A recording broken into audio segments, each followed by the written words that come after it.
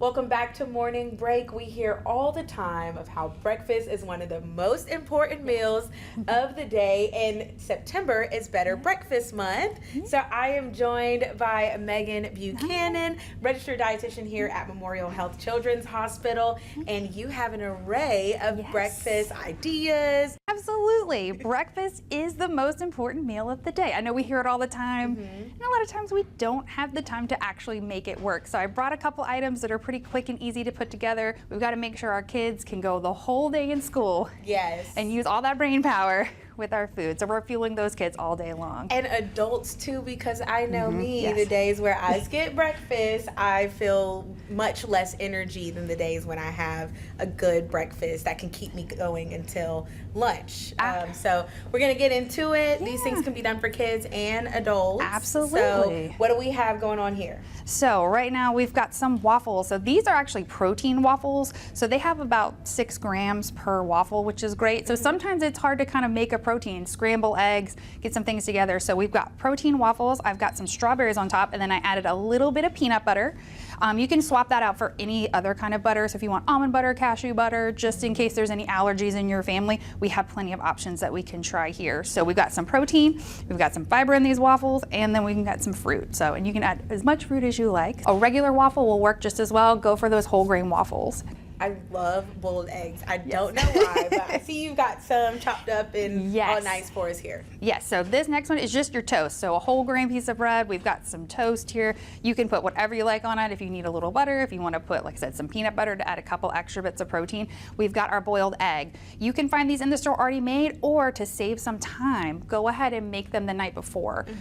You can steam them in the morning if you've got time, but go ahead and make them and you can slice them up just how you like. And then I've also got some grapes here. So we've got a couple different fruit groups. We've got our bread here, so we got our grains, we have some fruit, and then we have our protein option. That's awesome, and I know cereal is a go-to. Oh yes, People absolutely. have been eating cereal for years and years. Staple. Grew up on cereal. Even Cheerios, especially Cheerios. Everybody, you said it earlier. Yes, everybody has Cheerios. Yes. So what do we have going on here? So we have some Cheerios, we have some blueberry yogurt, and then we have some strawberries added on top. I feel like we all have, like I said, some sort of cereal in our, in the house, so we can add that to our yogurt. So we're trying to add a few more food groups and some more nutrition into our diet. You can sub any fruit that you want, that you've got in the house. If you need bananas, if you want blueberries, raspberries, whatever your child and you like, you can add it in there and kind of flavor it how you want.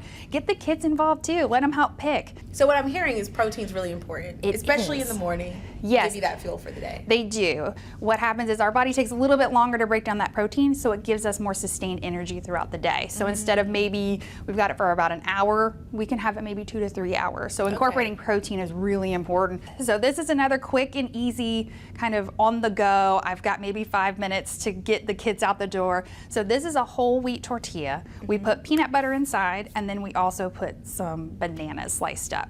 So we've got fruit, we have protein, and we have a grain. So typically with our food groups, we want to have at least 3 food groups to make a meal, because the more food groups, the fuller we're going to feel and the more nutrients we get. And that's what we're concerned with our kids. We're making sure they get the nutrients because they still have some growing to do. So we want to make sure we can get as many as we can while we can.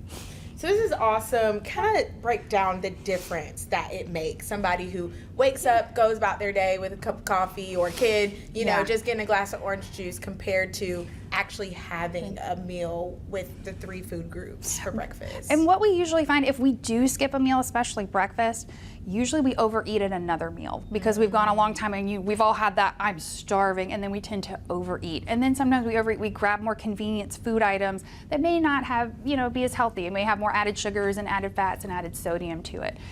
Now, if your child or you, it's hard sometimes to get a breakfast. If they're not necessarily hungry in the morning, that's one thing I hear a lot is, I'm just not hungry when I wake up. And I know some kids have to get up pretty early in the morning to either catch the bus or get to school. Maybe pack them a snack. So you can make some of these items and then just kind of pack it for later, and then when they're on the bus or maybe on the way to school, they can eat it. So we can kind of start our day off and make sure we have a nice fuel boost to boost our brain. Well, all of these are great tips that I'll take home as well. So thank you so much, Megan, for talking about this. Everybody, eat the breakfast, start the day off with morning break, and have some breakfast. Thank you so much for joining us. This has been awesome. Thanks. And we'll be right back.